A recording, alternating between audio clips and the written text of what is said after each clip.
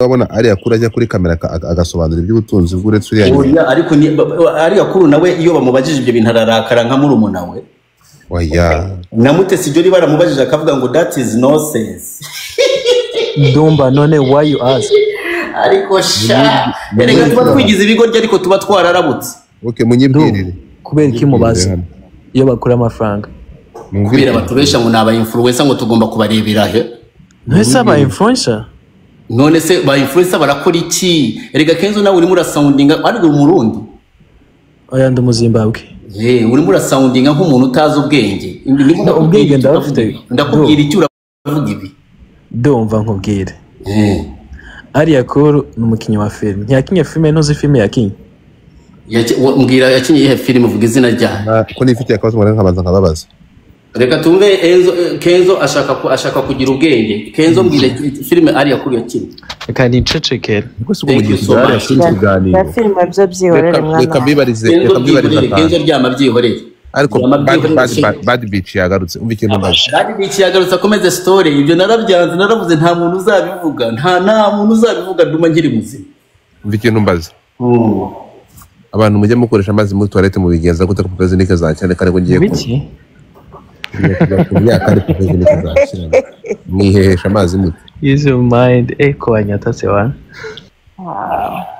mu bigenza mute mumbwire toilette yawe nakakantu kwa ku ruhande ifite se ntako niba ntako rero aho mahame nyine mukoresha amazi ndumumbwire muri abayisilamu mu bigenza mute fata amazi urashaka nkwigisha ukuntu bakoresha amazi muri toilette uragenda kuri toilette ugafata akajerekani gusa akajerekani ndagakura okay urafata agacupa kantuza agacupa ka rwenzori uragafite ushashiremo amazi noneho urangize ugafatisha ukuboko kw'iburyo noneho wunamye uzaje usuka inyuma ukoresha ukuboko kw'imoso kubera ukuboko kw'imoso kwawe ntabwo gukora niba ukoresha imoso cyane urafatisha imoso wihanaguze uburyo nta papier hygienique mfite ngo maze ni nta papier hygienique kubera amazi abashobora gukirininga paka ukaba very clean no kuvuga ko iyo urangije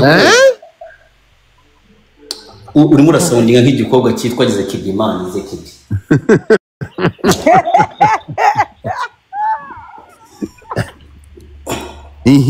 sobanurira urafatisha ukuboko ukoresha ariko ufatisha agacupa nurangiza uhene ushirishwe kwa kuboko kudakoresha ugume ufata amazi ukirininga ushira yandi kakanzikurisha mintoki amazi ntabwo buza kuzikurisha mintoki ariko mane hari ibintu biri nasite kurusha n'ibyo ngibyo uzi kibada kuntu kiri nasite ujya nyine nsobanurira ndi kukubwira bimwe abantu boza ikibada nkasi koza amabyimani urunama ugashira amazi ukazajya ugira woza warangiza kuza intoki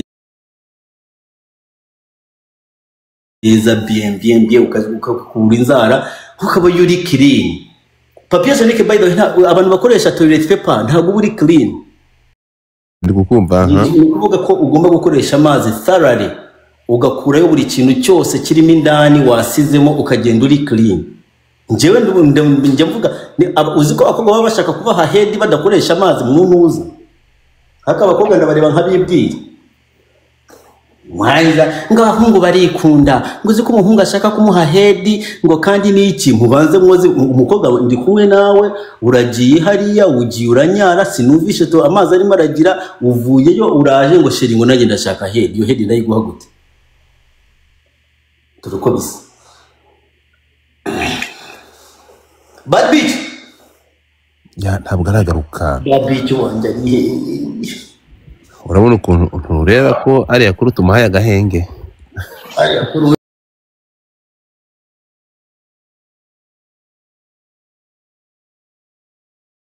hari nk'umuntu witwa Isimbi Modo uramubona Isimbi Modo ni umwinfluencer mbaza kubera iki Dumba ndakubujije mbaza erega God ngiye sobanura ibintu byanjye neza Dumba twumvikane sibyo God nisinaguhaye umwanya ndakubaza ati Mutesi Jolly akora iki abantu bamara amasaha abiri bakubaza atakora iki usobanura abanze ngewe mbaza ati Isimbi Modo akora iki nta kazagira oya wembaza ati Dumba Isimbi Modo akora iki? Ni wife. Thank you so much. Njyewe aho umva reka nkubwire God, njyewe aho kugira ngo abantu bambaze ngo ukora iki ngo mbabwire ngo nibibareba, ntapfuma mbabwira ndi umugore w'umukire. Iyo uvuze turi umugore w'umukire uzi ikintu nibura uba ushatse kwereka abantu. Ariko na ari yakuru ni umugore w'umukire bro. Uwuhe mukire? Mu Nigeria se uriya mwana. Muvuga izina. Kanibuke.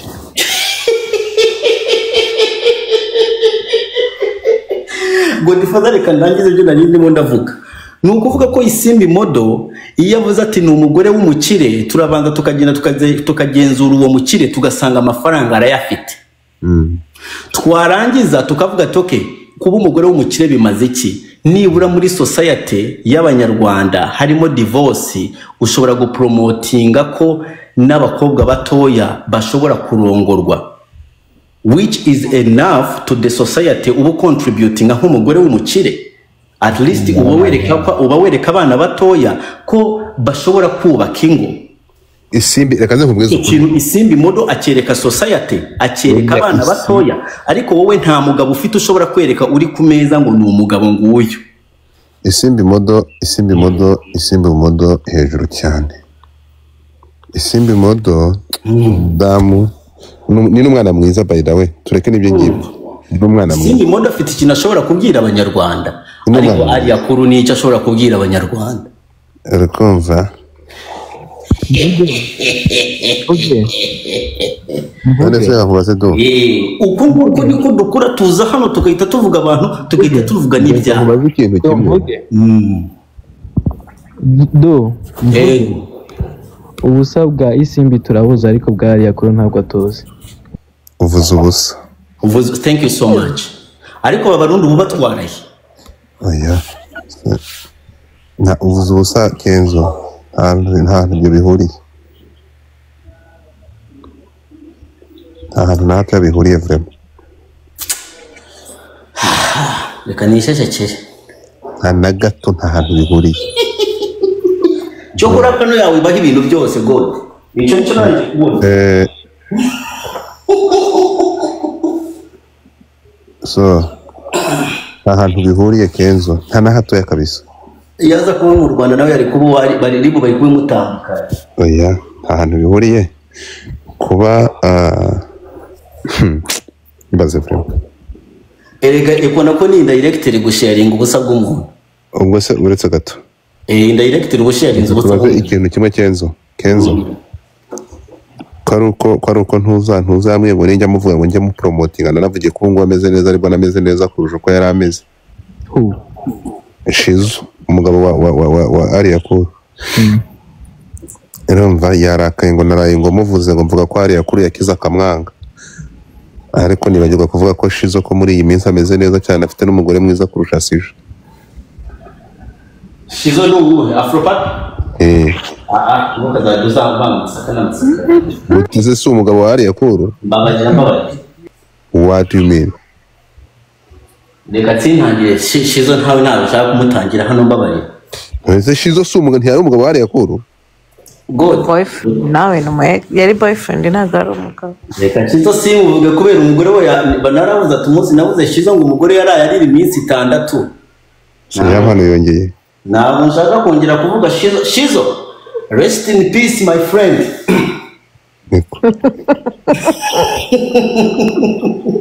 Barangiye ngo umunsi nabuze Shizo ngo umugore we yararize kuma ameza. Yera sinshaka kongera kuriza family ga. Ingano cyane ibigori. Abasezera bavuga ngo nimwitegure vango barabahereza video ya kabiri.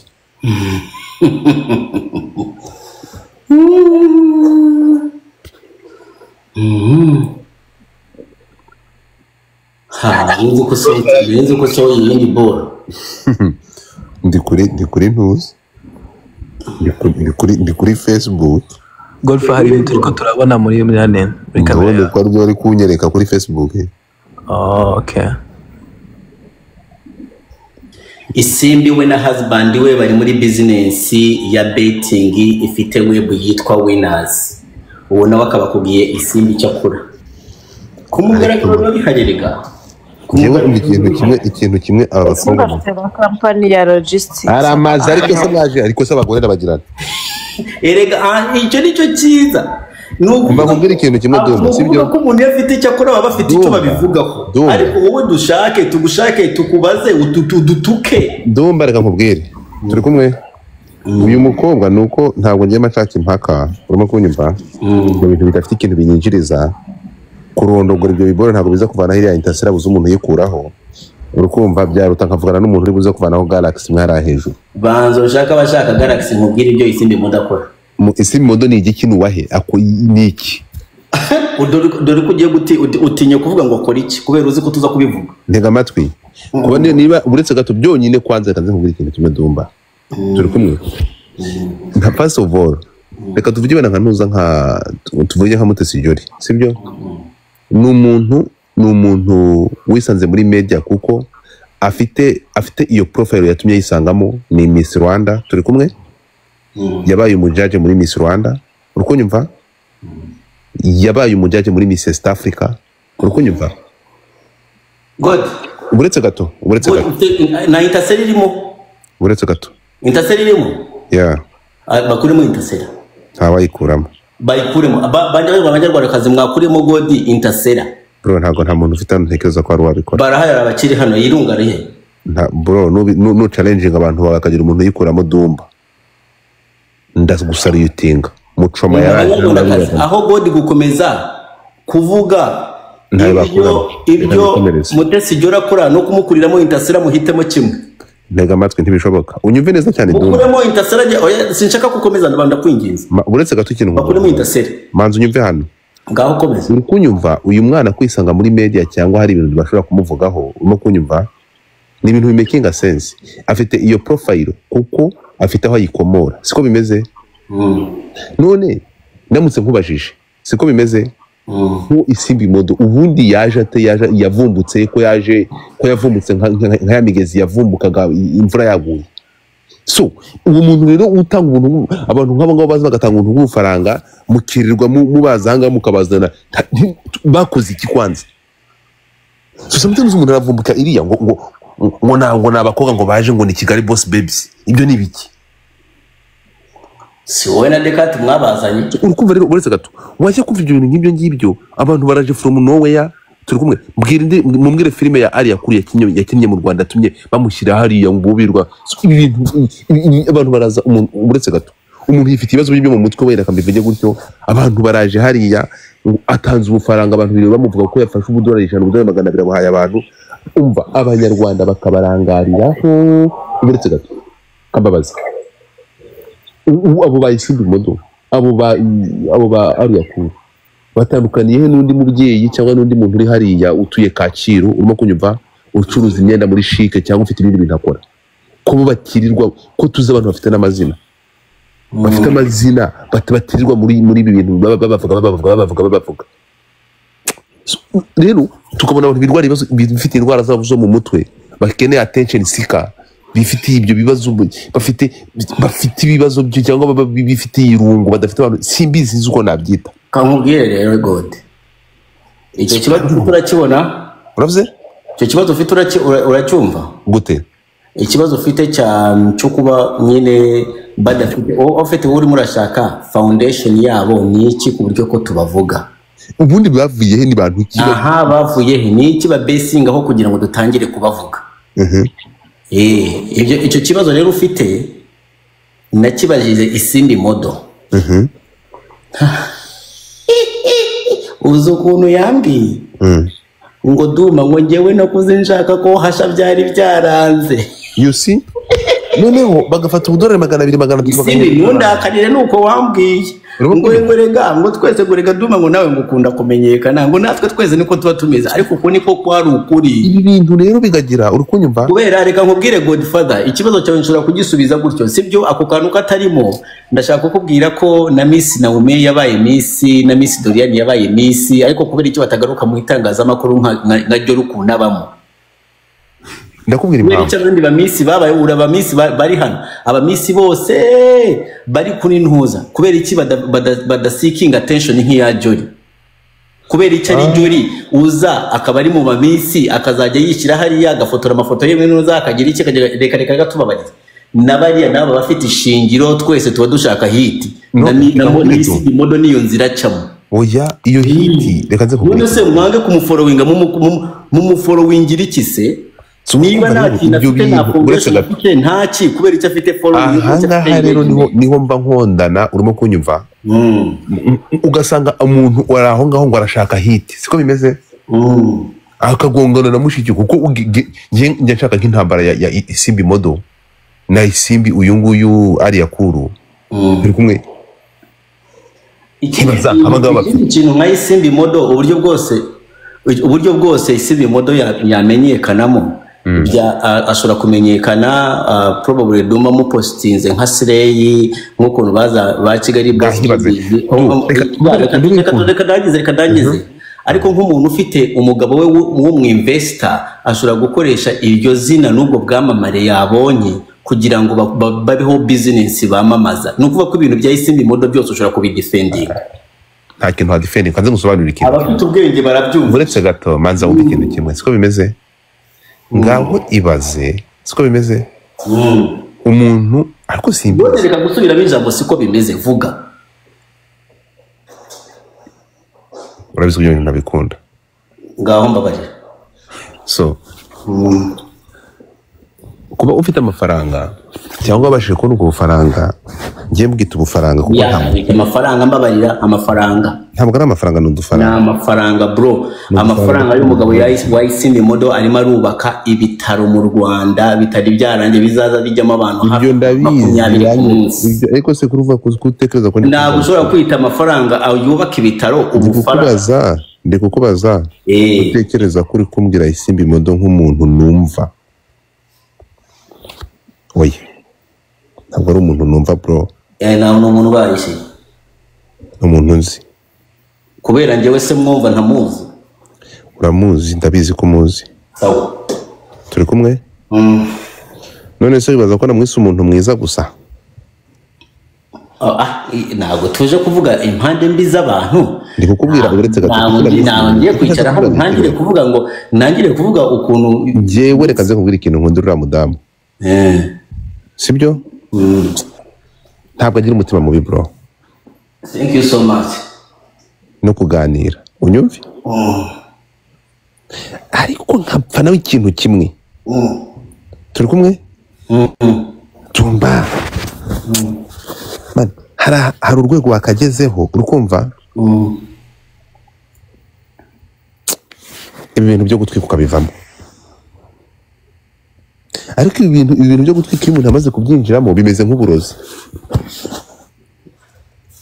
iyo advice wayigira Mutesi Jolly utarayigira Isimbi Modo kakubwira ko Mutesi Jolly iyo advice yo kuvuga ati igihe ugera ariko nk'umuntu yabaye Miss Rwanda ubu gitwika ucaka iki ntabwo Mutesi Jolly atwika abakoze iki reka nkubwire ikintu kimwe kandi narakumvisha urimo urapanga nawe agatwiko ntabwo ari agatwiko ariko se biriya bintu ntuza amatwi nkubwire erega nuko mwabifashe nabi biriya biboro buri munsi bigasobanura ngo mwabifashe fo haya kuba ari ugupanga agatwiko ntabwo ari ugupanga hari ikintu utumva dumba ntabwo twapanze umuntu akora siporo ntabwo urimo ndanyamwa bintu urukunyumva ntabwo karakara agatwiko muretse gato baramaze igihe harashize nk'iminsi ese ko utaravuga ko umugabo yamuretse ko ntakumva bivuga ariko se umugabo yigeze abwira ko ari umugabo we hari impeta yamwambitse muretse gato uriya mugabo yigeze abwira ko ari muri relationship na Jolly sawa nsubiza Jolly ku giti cye yigeze abwira ko ari muri relationship n'uriya mugabo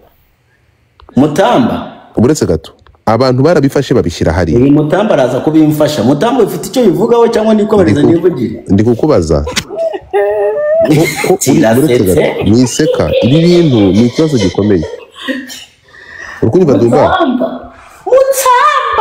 ntabwo yigeze ababwira ko ari muri relationship nawe wari ubizi ko Mutamba ava Kabarore mu Mutara aramaze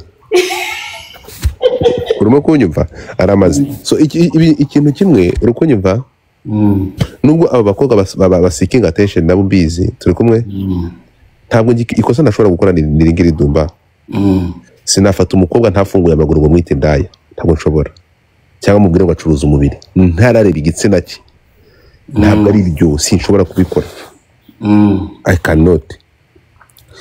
So aba bakobwa rero gode ka nkubwiye baca umugani mu kinyarwanda ngo ni ahantu hava ngo ahavuye umwotsi hose haba hagiye umuriro something like that ikintu ngo ahantu havuye umwotsi hose ngahisha umwotsi nawe utwika inzu ngahisha umwotsi. Thank you so much. None se reka nkubazi reka nkubwire ndangize umugani mvuze umugani gushaka kandi ntarasobanura umugani urashaka kandi kunciramo reka maze nkubwire kubera iki abakobwa bagenda guhinduza ibibuno kubera iki bagenda kwishirishaho ibibuno Dumba nawe icyo umugani kugira ngo umugani mwawumvisha abanyarwandakazi manza none reka nkubazi bakuremye wowe umunyarwandakazi ufite uburanga usa neza ugiye kwiyongeraho ikibuno ushaka iki reka nkubaze kubera ko umuntu agenda akajya gushyirishamo amenyo cyangwa akagenda bakayahenga bagashyira muri imashini biyakorora icyo ni ikintu uretse gato reka nkubwire iki rero Dumba byaba bintunguye waba unantangaje bintangaje imitekerereze yawe naba ngiye kuyibazaho cyane niba mu by'ukuri njyewe ndi umugabo ndabizi ko urugo mbona nsukwa ndamubeshyira ko ndi umupede ariko ntabwo ndi umupede reka ibyo ngibyo Dumba ikintu kinkurura cyane ku mukobwa hega amatwi ndakubaza ikintu kimwe ibitaro by'i Kanombe uretse gato ibitaro bya gisirikare by'i Kanombe byasohoye itangazo ejo bundi hari umwana uvuze ngo ati every business needs innovation wa mwana w'isaba umuhanga ukunda kiboro kamanzi unyumve hano uretse gato ibitaro by'i Kanombe bashizemo amafaranga urimo kunyumva bazana n'abahanga bagura amamashini urimo kunyumva barangije basohora itangazo ko ubu tuvugana urukunyumva ibitaro bifite capacité bagiye kujya bongera amabere bagakora surgery iya plastic surgery y'ibibuno urambwira ko ibitaro by'i Kanombe byabikoze kugira ngo bishishikarize abanyarwanda akazi ubusambanyi reka nkubaze ikibazo kimwe niba uvuze ko ibibuno babishyiraho kugira ngo abagabo bashyukwe reka ngusubize gutya God mu Rwanda urumogi ni icyaha cyangwa si icyaha mu Rwanda urumogi ni icyaha kunywa urumogi ni icyaha utuye muri Canada uretse gato reka ndangize kunywa urumogi muri Canada ni icyaha si icyaha manza unyumve hano nyine I'm working yo kugira ngo making sense manza wumve mu Rwanda urumogi uretse gato ntabwo mu Rwanda urumogi ari icyaha kurunywa uretse gato kurunywa nose hariho biterwa n'uburyo warunyoyemo kuko hariho n'abarwandikirwa nk'umuti mu Rwanda sinzi uri kunyumva biterwa n'uburyo warunyoyemo ntabwo mu Rwanda urumugari biterwa n'uburyo warunyoyemo none se none se mu Rwanda inzoga ni icyaha si icyaha noneho mbwira uburyo mu Rwanda ushobora kunywerayo urumogi biri safe mu Rwanda uryango warwandikiwe na muganga urugero mutanze rushobora kuba atarirwo reka nuko mutambwira ngo none se ni gute mu Rwanda urumugari icyaha kandi noneho hari n'amahegitari bari kuruhingamo kugira ngo ruzavemo imiti guhinga urumogi no kurukoresha biratandukanye ku guhinga bararwo exportinga God itabi ko ryemewe mu Rwanda risanzwe ryanditseho yuko ryica impyiko rwaza umutima kandi riremewe kuricuruza nese ushatse kuvuga ko leta iri gushishikariza abantu kuricwa n'imitima mvuze nkurikije kirura rugero rwa Kanombe uvuze ni ukuvuga ko God igihugu cy'u Rwanda kiraza gukora ibintu byose bishoboka kugira ngo imisoro iboneke niyo mpamvu muri Canada bashobora gufata urumogi bakarugira legal kubera bari bazi ko bahomba amafaranga kuri street kandi bashobora kurwicururiza bo nka leta bakinjiza imisoro bagakuraho abantu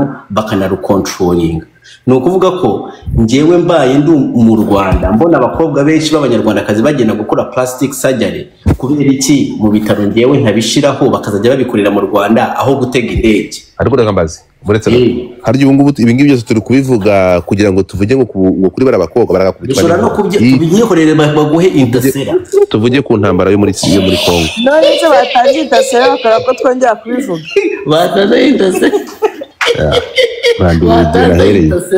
ubu ngubu turi kuvuga kuri biriya biwerewere nta na kimwe cyenda gukanda kuri intasera nimero intasera uretse na intasera nta n'agatima baguha abantu kurandeba ukibona abantu magana angahe bose tayari biba byarangiye. Cheers. Ibi bintu ntabwo ari byo guhubukiramo. Ibi bintu ntabwo ari byo guhubukiramo kabisa. Niyo mpamvu mutambaye icecekera. Mutamba. Nababwira iki bazareke no gucuruza n'ikibu ntabwo bacuruze umva nababwira iki nibashaka ikibaje bana barongora mu matwi isi kigawe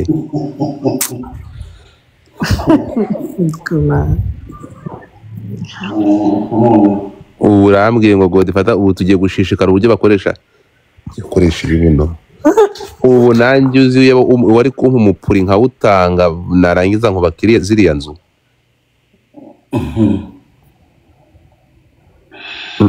reka nkubaze du karaba erega genda hari kugira ngo nsubize ibibazo cyawe ubu ngubu mbwira umukobwa wese w'i Kigali wakanga kubaka iriya nzu yatanze umupuri ko bawuhereza abamotari se byawe ariko karame uzi yaba buri mukobwa wese yatangaga igitsina cye akajya kugitanga akaza kubaka inzu nk'iriya ya ntuza hariya kuru cyangwa iriya Mutesi Jolly ntamwagiye mureka ibyo nta kibazo Godfather ibyo bintu nta kibazo icyo tudashyigikiye ni bangahe se ni bangahe bikora gutyo ukaza ubeshya abantu ngo ariko se aramaze ibyo binyoma waretse buretse ngo bakobwa batoya ngo mwige gukora ngo mukure amaboko mu mifuka none se byonyine si ukukora dusobanurira aho wakoze ukatubwira ukuntu babigenza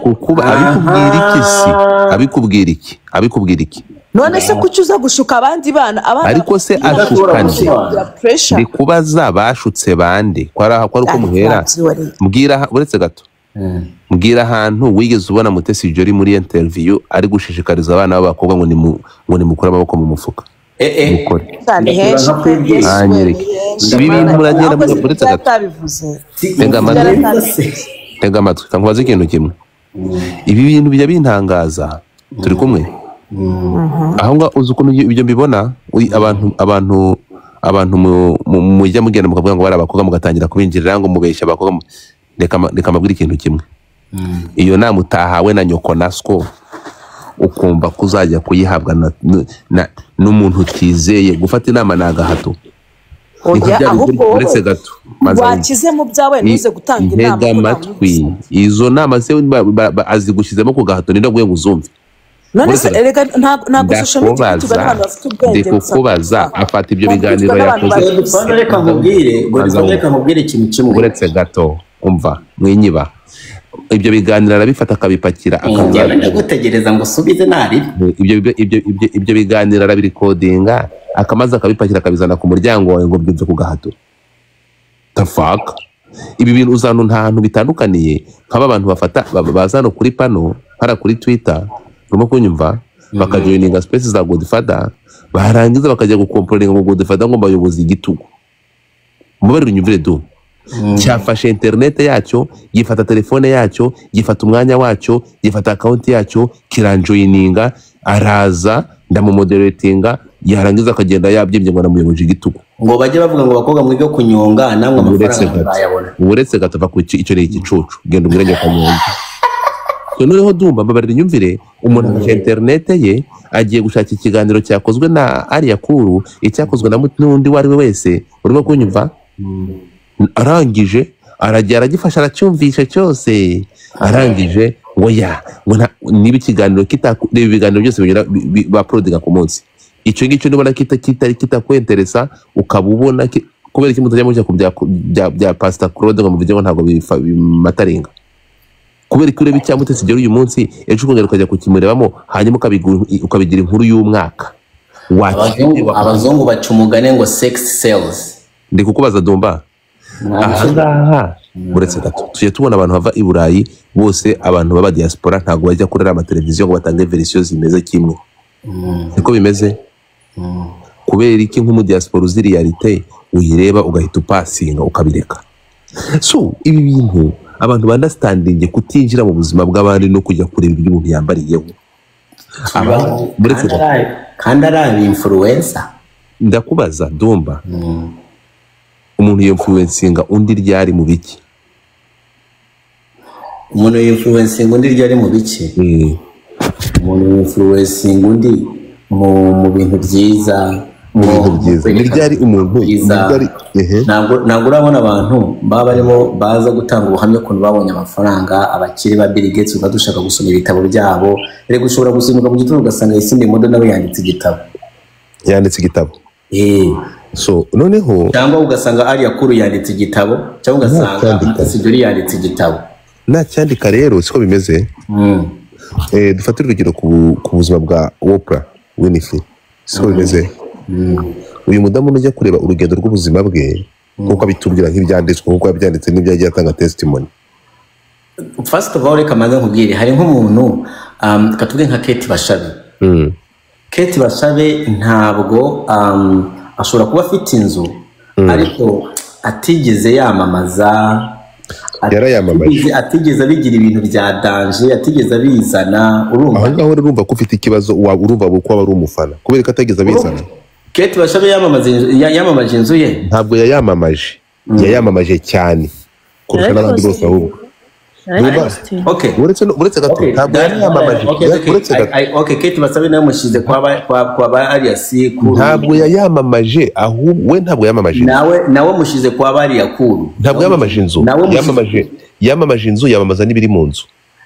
Kate Bashabe nawe mushize kwa Alias Kuru nawe n'ubu. Wari hanyuma ya Alias Kuru. Thank you. Urashaka kumbwira ko n'abana b'Abanyarwanda bafite amazu bacecetse kandi bafite game bakina? So umva nkubwire rero. Nukuvuga ko abo bana reka nkurangirize.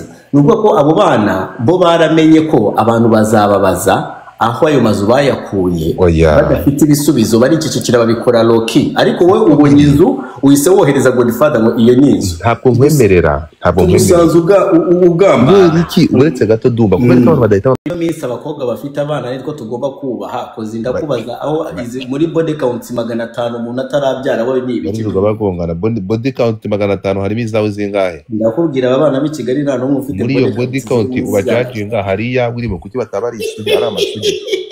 Umva abakobwa bafite abana bafiye Mary, niba uri umufiye Mary be proud yourself, abandi bakuyima amata. Nkubaze gato ushobora kunsobanurira abantu. Iyo conversation n'utayitwe tunayitindeho kubera abantu bafite abana. Ndaho kuko niba ushaka gufata umuntu utaryamanye nawe ukamuha body count 500, mbwira boyfriend imwe wa Mutesi Jolly. Ariko ntabwo navuze Mutesi Jolly urimo urashira amagambo. Ngo guhaye urugero ko nawe niwe twafatiyeho urugero. Oya ndimo ndakubwira mvuze muri general nkakubwira ati abakobwa bafite abana nibo ushobora no kumenya ko banabyaye koza abandi bakuramo amada. Mutesi Jolly kugeza aya masaha nta boyfriend we tuzi numwe, bivuze ko Mutesi Jolly akiri isugi. Ndakureba nkakwibwira kandi Mutesi Jolly aracyari isugi kuko nta boyfriend we numwe tuzi. Mbabarira umva noneho wallahi buretse gato chokagodi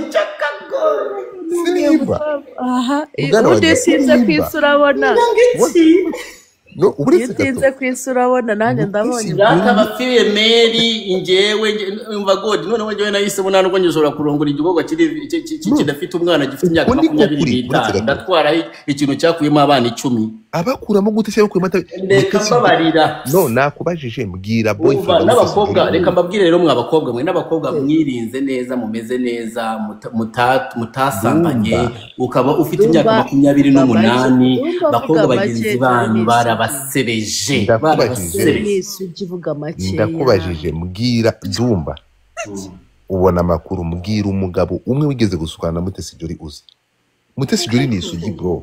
God, Mutesi Jolly ni isugi? Ni isugi, yes. hari umwana urimo uravuga muri comment ngo Rugumi ni ex wawe.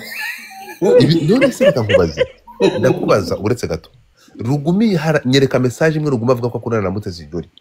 Unyereke uretse gato, unyereke kandi godi nkora nkwinginga ngakubona hano nukazazana izina Mutesi Jolly amatwi ntabwo bikunda. Munyereka ahantu uretse gato, nyereka ahantu Mutesi Jolly yemera ko Rugumi bakundana. Nyereka ifoto uretse gato, munyereka ifoto imwe Mutesi Jolly ari kumwe na Rugumi. Noneho ndashaka nawe umva, ndashaka nawe unyereke ifoto imwe nanye ryamanye n'umukobwa. Wowe iki? ufite abana yumva neza gake. Ufite abana wambonye ndakubaza, reka ndabikwereka. Hehe. Ndayikwereka ndakubwira ko wari uri kumwe na wa mukobwa wo mu Burundi kubaza ngo niba mugiye kuri hotel ufite kapote.